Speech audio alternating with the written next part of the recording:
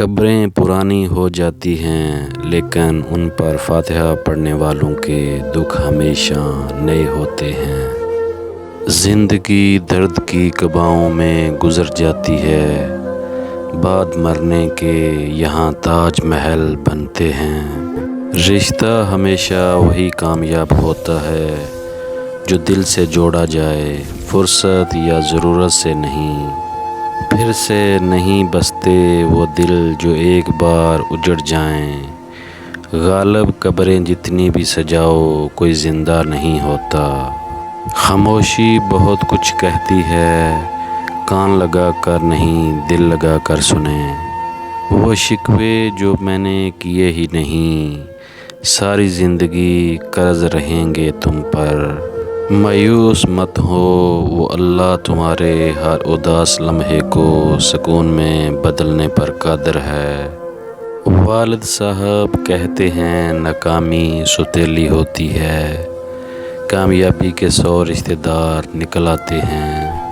دنیا میں سستا ترین کھلونا انسان کا دل ہے، جس سے کھیل کر توڑ دیا جاتا ہے۔ زندگی میں ایک ایسا شخص ضرور ہونا چاہیے جو حال پوچھے تو اسے سچ بتایا جا سکے۔ شریک حیات بلا وجہ ناراض رہنے لگے تو سمجھ جائیں کہ اسے ضرورت ہے توجہ اور محبت کی۔ اس سے لڑنے کی بجائے اس کے احساسات کو سمجھنے کی کوشش کریں اور غور کریں کہ آپ کے رویے اور محبت توجہ میں کہاں کمی آ رہی ہے۔ ایک دوسرے کا ساتھ دینے کے لیے کسی مشکل ترین فلسفے کی نہیں بلکہ خوبصورت احساس کی ضرورت ہوتی ہے۔ آپ یقینی طور پر اپنی زندگی میں کامیاب ہوں گے اگر آپ ان مشوروں پر عمل کریں جو آپ دوسروں کو دیتے ہیں۔ دنیا کی سب سے بہترین شخصیت حضرت محمد صلی اللہ علیہ وآلہ وسلم ہیں۔ میرا واسطہ تو اس رب سے ہے جو مانگنے سے پہلے ہی عطا کر دیتا ہے۔ جس کو آپ کی کمی محسوس نہ ہو تو یقین مانیں کہ وہ آپ کی موجودگی کو بھی محسوس نہیں کرتا۔ یہ دل کا درد نہیں ضبط کی اذیت ہے، تیری کہی ہوئی ایک بات کھا رہی ہے مجھے۔ رہتے ہیں مصروف، کرتے ہیں بہانے اور بتاتے ہیں مجبوریاں۔ صاف لفظوں میں لوگ خدا حافظ کیوں نہیں کہتے؟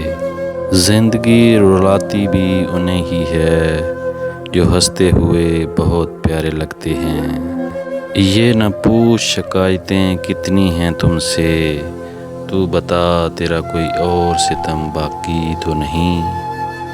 تم سے زیادہ خوشی مجھے کسی نے نہ دی، تم سے زیادہ دکھ بھی مجھے کوئی اور نہ دے سکا۔ وہم سے بھی ختم ہو جاتے ہیں اکثر رشتے، قصور ہر بار غلطیوں کا نہیں ہوتا۔ میں اس کی قید سے آزاد کہاں ہوں، بنا کے رکھتا ہے سوچوں میں یرغمال مجھے۔ زندگی بھر ایک دوسرے کا دوست بنے رہنا چند روز کے عاشق ہونے سے بہتر ہے۔